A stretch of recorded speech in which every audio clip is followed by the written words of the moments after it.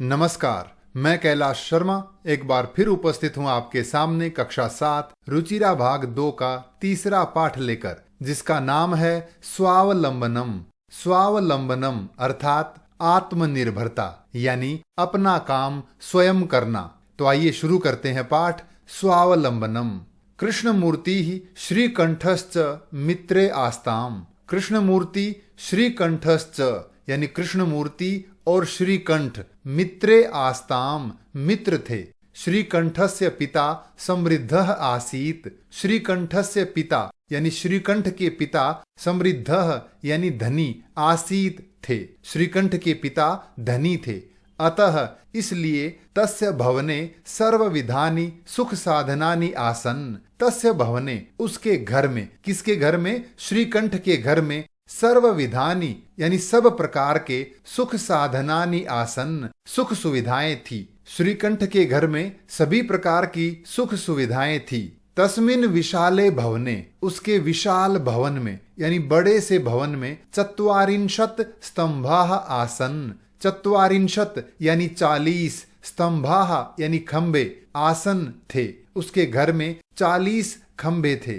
तस्य 18 प्रकोष्ठेषु, उसके 18 यानी 18 प्रकोष्ठेषु कमरों में 50 गवाक्षाः, 50 यानी 50 गवाक्षाः यानी खिड़कियां, उसके 18 कमरों में 50 खिड़कियां थी। चतुश्चत्वारिंशत् द्वाराणि, चतुश्चत्वारिंशत् यानी 44 द्वाराणि यानी दरवाजे। षट्त्रिंशत् विद्युत व्यजनानि च आसन। षट्त्रिंशत् यानी 36 विद्युत व्यजनानि बिजली के पंखे, च यानी और, आसन थे। उसके घर में 40 खंबे, 18 कमरों में 50 खिड़कियां, 44 दरवाजे, 36 पंखे थे। तत्र 10 सेवकाः निरंतरम कार्यम कुर्वन्ति स्म। तत्र यानी वहां, अर्थात श्रीकंठ के घर में 10 नौकर निरंतरम हमेशा कार्यम कुर्वन्ति स्म कार्य करते रहते थे। ये है इस गद्यांश से संबंधित कठिन शब्दार्थ। परम कृष्णमूर्तेः माता पिता च निर्धनौ कृषक दंपति। परम परंतु कृष्णमूर्तेः कृष्णमूर्ति के माता पिता च यानी और, माता पिता और कृष्णमूर्ति के माता पिता निर्धनौ यानी गरीब, कृषक दंपति, कृषक यानी किसान, दंपति यानी पति पत्नी। तस्य गृहम आडंबर विहीनम साधारणं च आसीत। तस्य गृहम उसका घर, किसका? कृष्णमूर्ति का घर। आडंबर विहीनम दिखावे से रहित, बिना तड़क भड़क वाला। साधारणं च यानी और, साधारणम यानी बिल्कुल साधारण, आसीत था। एकदा श्रीकंठः तेन सह प्रातः 9 वादने तस्य गृहम अगच्छत। एकदा एक बार श्रीकंठः श्रीकंठ तेन सह उसके साथ, किसके साथ? कृष्णमूर्ति के साथ, प्रातः 9 वादने सुबह 9 बजे, तस्य गृहम अगच्छत उसके घर गया। तत्र कृष्णमूर्ति तस्य माता पिता च स्वशक्त्या श्रीकंठस्य आतिथ्यम अकुर्वन्। तत्र वहां, कहां? कृष्णमूर्ति के घर पर। कृष्णमूर्ति यानी कृष्णमूर्ति ने, तस्य माता पिता च और उसके माता पिता ने, स्वशक्त्या अपनी शक्ति के अनुसार, श्रीकंठस्य श्रीकंठ का आतिथ्यम अकुर्वन्, आतिथ्यम यानी अतिथि सत्कार, अकुर्वन् किया। तो कृष्णमूर्ति और उसके माता पिता ने अपनी सामर्थ्य के अनुसार श्रीकंठ का अतिथि सत्कार किया। एतत् दृष्ट्वा, यह देखकर, श्रीकंठः अकथयत, श्रीकंठ ने कहा, मित्र, अहम भवताम सत्कारेण संतुष्टोस्मि। अहम मैं, भवताम सत्कारेण मैं तुम्हारे सत्कार से, तुम्हारे द्वारा किए गए अतिथि सत्कार से, संतुष्टोस्मि संतुष्टः अस्मि संतुष्ट हूं, प्रसन्न हूं। ये इस गद्यांश से संबंधित कठिन शब्दार्थ। केवलम इदम एव मम दुखम। केवलम यानी केवल, इदम एव यही, मम दुखम मेरा दुख है। मुझे केवल एक ही बात का दुख है, यत की तव गृहे एकोपि भृत्यः नास्ति। तव गृहे तुम्हारे घर यानी कृष्ण मूर्ति के घर एकोपि एकः अपि एक भी भृत्यः नास्ति। भृत्यः यानी नौकर, नास्ति नहीं है। मम सत्काराय भवताम बहु कष्टम जातम। मम सत्काराय मेरा सत्कार करने के लिए भवताम आप लोगों को बहु कष्टम जातम बहुत कष्ट हुआ है। मम गृहे तु बहवः कर्म कराः सन्ति। मम गृहे तु यानी मेरे घर पर तो बहवः अनेक कर्म कराः नौकर सन्ति हैं। तदा कृष्ण मूर्ति ही अवदत। तदा यानी तब कृष्ण मूर्ति ही अवदत। कृष्ण मूर्ति बोला, मित्र ममापि अष्टौ कर्म कराः सन्ति। हे मित्र, ममापि मेरे भी अष्टौ 8 कर्म कराः सन्ति नौकर हैं। मेरे पास भी 8 नौकर हैं।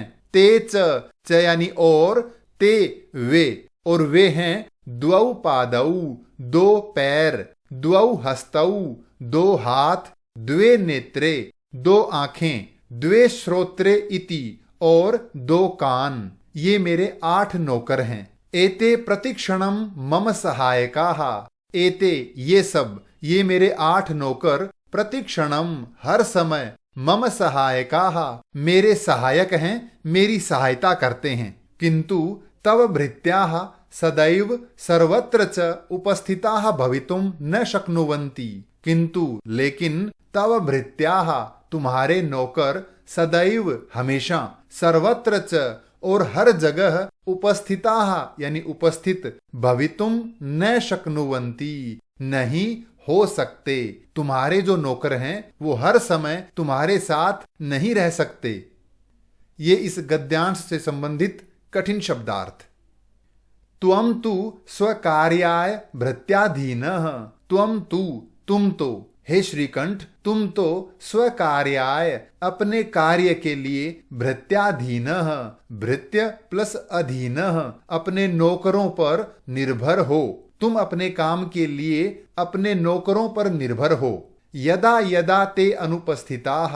यदा यदा जब जब ते वे कौन, तुम्हारे नौकर, अनुपस्थिताः उपस्थित नहीं होते हैं, तुम्हारे पास नहीं रहते हैं, तदा तदा तब तब त्वं कष्टम अनुभवसि तुम कष्ट अनुभव करते हो, तुम्हें दुख होता है। स्वावलंबने तु सर्वदा सुखमेव। स्वावलंबने स्वावलंबन में यानी आत्मनिर्भर होने में तू तो सर्वदा हमेशा सुखम एव सुख ही है। आत्मनिर्भर होने में तो हमेशा सुख ही है। न कदापि कष्टम भवति। न कदापि कभी भी कष्टम न भवति कष्ट नहीं होता है। श्रीकंठः अवदत। कृष्ण मूर्ति की बात सुनकर श्रीकंठ बोला, मित्र हे मित्र तव वचनानि श्रुत्वा तुम्हारी बातें सुनकर मम मनसि महती प्रसन्नता जाता। मम मनसि मेरे मन में महती प्रसन्नता बहुत खुशी जाता हुई। अधुना अहमपि स्वकार्याणि स्वमेव कर्तुम इच्छामि। अधुना अब अहमपि मैं भी स्वकार्याणि अपने काम स्वमेव खुद ही कर्तुम इच्छामि करना चाहता हूँ। अब मैं अपने काम खुद करना चाहता हूँ। भवतु अच्छा 12:30 वादनम इदम। 12:30 12:30 वादनम इदम। वादनम यानी बजे। अब 12:30 बज गए हैं। सांप्रतम गृहम चलामि। सांप्रतम यानी अब गृहम चलामि घर चलता हूँ। 12:30 हो गए हैं, अब मैं अपने घर जाता हूँ। ये इस गद्यांश से संबंधित कठिन शब्दार्थ। अब हम चर्चा करेंगे अभ्यास कार्य पर। पहला प्रश्न है उच्चारणम कुरुत। नीचे दिए गए इन शब्दों का उच्चारण कीजिए। ये सभी संख्यावाचक शब्द हैं, इनके सामने ये अंक लिखे हुए हैं। विंशतिः, द्वाविंशतिः, चतुर्विंशतिः, पंचविंशतिः, अष्टाविंशतिः, नवविंशतिः, त्रिंशत्, द्वात्रिंशत्, त्रयस्त्रिंशत्, चतुस्त्रिंशत्, अष्टात्रिंशत्, नवत्रिंशत्, चत्वारिंशत्, द्विचत्वारिंशत्, त्रयश्चत्वारिंशत्, चतुश्चत्वारिंशत्, सप्तचत्वारिंशत् पंचाशत्। दूसरा प्रश्न है अधोलिखितानां प्रश्नानाम् उत्तराणि लिखत। नीचे लिखे गए प्रश्नों के उत्तर लिखिए। कस्य भवने सर्वविधानि सुख साधनानि आसन्। किसके घर में सभी प्रकार की सुख सुविधाएं थी। श्रीकंठस्य भवने सर्वविधानि सुख साधनानि आसन्। श्रीकंठ के घर में सभी प्रकार की सुख सुविधाएं थी। कस्य गृहे कोपि भृत्यः नास्ति। किसके घर पर कोई भी नौकर नहीं था। कृष्णमूर्तेः गृहे कोपि भृत्यः नास्ति। कृष्णमूर्ति के घर पर कोई भी नौकर नहीं था। श्रीकंठस्य आतिथ्यम के अकुर्वन्। श्रीकंठ का अतिथि सत्कार किसने किया। श्रीकंठस्य आतिथ्यम कृष्णमूर्ति तस्य माता पिता च अकुर्वन्। श्रीकंठ का अतिथि सत्कार कृष्णमूर्ति और उसके माता पिता ने किया। प्रश्न 2 में आगे है सर्वदा कुत्र सुखम। हमेशा किस में सुख है। सर्वदा स्वावलंबने सुखम। हमेशा स्वावलंबन में सुख है। श्रीकंठः कृष्णमूर्तेः गृहं कदा अगच्छत्। श्रीकंठ कृष्णमूर्ति के घर कब गया। श्रीकंठः प्रातः 9 वादने कृष्णमूर्तेः गृहं अगच्छन्। श्रीकंठ सुबह 9 बजे कृष्णमूर्ति के घर गया। कृष्णमूर्तेः कति कर्मकराः सन्ति। कृष्णमूर्ति के कितने नौकर हैं। कृष्णमूर्तेः 8 कर्मकराः सन्ति। कृष्णमूर्ति के 8 नौकर हैं। अगला प्रश्न है चित्राणि गणयित्वा तदधः संख्यावाचक शब्दम लिखत। नीचे दिए गए चित्रों को गिनकर उनके नीचे संख्यावाचक शब्द लिखिए। पहले चित्र में दिए हैं मटके, तो कितने मटके हैं 18, तो लिखेंगे 18 घटानी 18 मटके।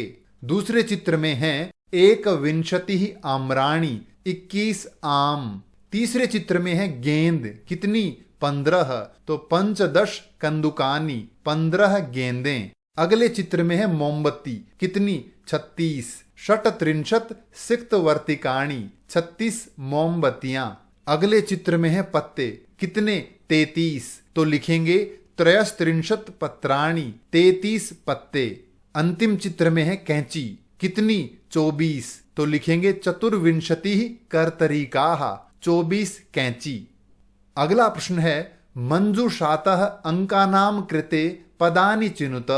मंजूषातः यानी मंजूषा से, इस पेटी से, अंकानाम कृते इन अंकों के लिए, पदानि चिनुत शब्द चुनकर लिखिए। पहला अंक है 28, इसे कहते हैं अष्टाविंशतिः। आगे है 27 सप्तविंशतिः, 30 त्रिंशत्, 31 एकत्रिंशत्, 24 चतुर्विंशतिः, 40 चत्वारिंशत्, 50 पंचाशत्। अगला प्रश्न है चित्रम दृष्ट्वा मंजूषातः पदानि च प्रयुज्य वाक्यानि रचयत। चित्र देखकर और इस मंजूषा से शब्द चुनकर वाक्य बनाइए। तो आइए वाक्य बनाते हैं। सबसे पहले इस मंजूषा से हम शब्द चुनते हैं। एषः यानी यह, ये 2 हैं तो एतौ, ये अनेक हैं तो एते। अब ये कौन है किसान, तो एक किसान के लिए कृषकः, 2 के लिए कृषकौ, अनेक के लिए कृषकाः। अब हम क्रिया चुनते हैं। एक किसान के लिए एक वचन की क्रिया तो कर्षति, 2 किसानों के लिए द्विवचन की क्रिया कुरुतः, अनेक के लिए बहुवचन की क्रिया रोपयन्ति। अब कर्षति यानी जोतता है तो क्या क्षेत्रम। दूसरा कुरुतः कर रहे हैं, क्या कर रहे हैं खनन कार्यम। तीसरे चित्र में रोप रहे हैं क्या धान्यम। तो वाक्य बने एषः कृषकः क्षेत्रम कर्षति, यह किसान खेत जोत रहा है। एतौ कृषकौ खनन कार्यम कुरुतः, ये 2 किसान खोदने का कार्य कर रहे हैं। एते कृषकाः धान्यम रोपयन्ति, ये सब किसान धान रोप रहे हैं। अगला प्रश्न है अधोलिखितान समयवाचकान अंकान पदेषु लिखत। नीचे दिए गए समयवाचक अंकों को शब्दों में लिखिए। तो सबसे पहले दिया है 10:30, तो 10:30 वादनम, 5 पंचवादनम, 7 सप्तवादनम, वादनम का अर्थ है बजे, 3:30 सार्धत्रिवादनम, ढाई सार्धद्विवादनम, 9 नववादनम, 11 एकादशवादनम, 12:30 सार्धद्वादशवादनम, 4:30 सार्धचतुर्वादनम, 8 अष्टवादनम, 1:30 सार्धैकवादनम, सार्ध एकवादनम, 7:30 सार्ध सप्तवादनम। अगला प्रश्न है, मंजूषातः पदानि चित्वा रिक्त स्थानानि पूरयत। मंजूषा से यानी इस पेटी से शब्द चुनकर रिक्त स्थान भरिए। पहला वाक्य है, ऋतवः भवन्ति, ऋतु होती हैं, मौसम होते हैं, षड् 6 ऋतुएं होती हैं। मासाः भवन्ति, महीने होते हैं, 12 यानी 12। एकस्मिन् मासे 30 अथवा 31 दिवसाः भवन्ति, एक महीने में 30 या 31 दिन होते हैं। फरवरी मासे सामान्यतः 28 दिनानि भवन्ति, फरवरी महीने में सामान्य रूप से 28 दिन होते हैं। मम शरीरे 2 हस्तौ स्तः, मेरे शरीर में 2 हाथ हैं। ये था पाठ स्वावलंबनम। इस पाठ से संबंधित कोई भी प्रश्न हो तो कृपया कमेंट्स में लिखकर अवश्य पूछें। धन्यवाद।